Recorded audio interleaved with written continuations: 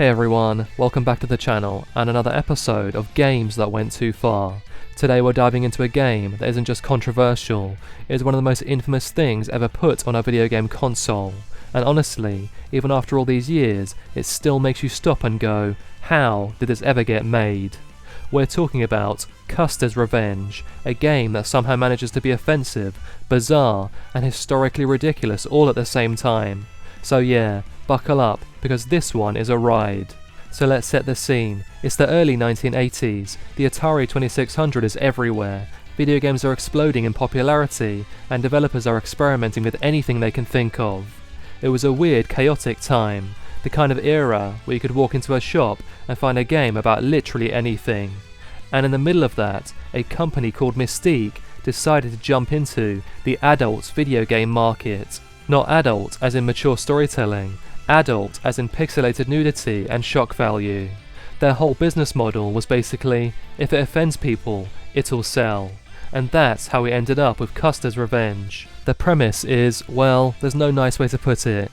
You play as General George Armstrong Custer, yes, the real historical figure, except here he's mostly naked, wearing nothing but a hat, boots and a very obvious pixelated erection. Your goal is to walk across the screen, dodging arrows fired by Native Americans, so you can reach a nude native woman who's tied to a cactus.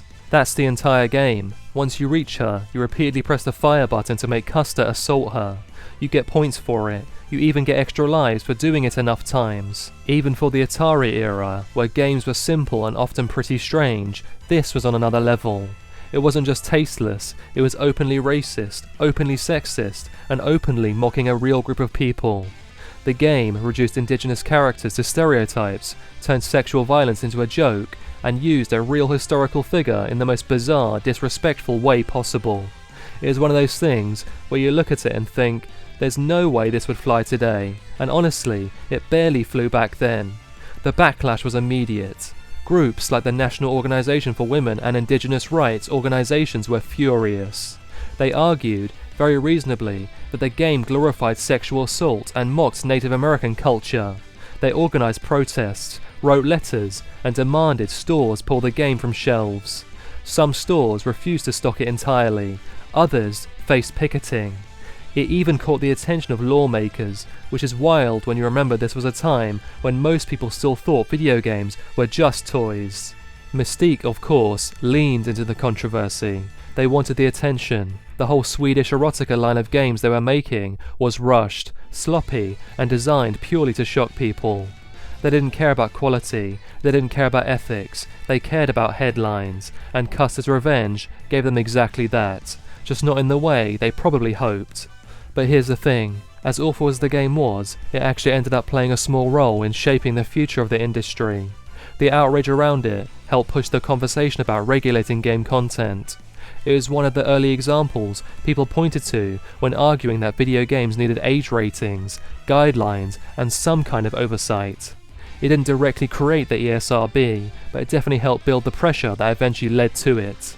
In a weird way, Custer's Revenge became a lesson in what happens when there are no rules. Looking back now, the game feels like a relic from a completely different world. A time when the industry was still figuring out what it wanted to be, and when companies could get away with things simply because no one had drawn the lines yet. Today, we have games that explore history with care, nuance and respect. Games that try to tell meaningful stories rather than exploit them. And honestly, that's a good thing. We've come a long way. So what do you think? Is Custer's Revenge just a bizarre footnote in gaming history? Or does it still say something about how far the industry has come? Let me know your thoughts in the comments below, and as always, thanks for watching. I'll see you in the next episode of Games That Went Too Far.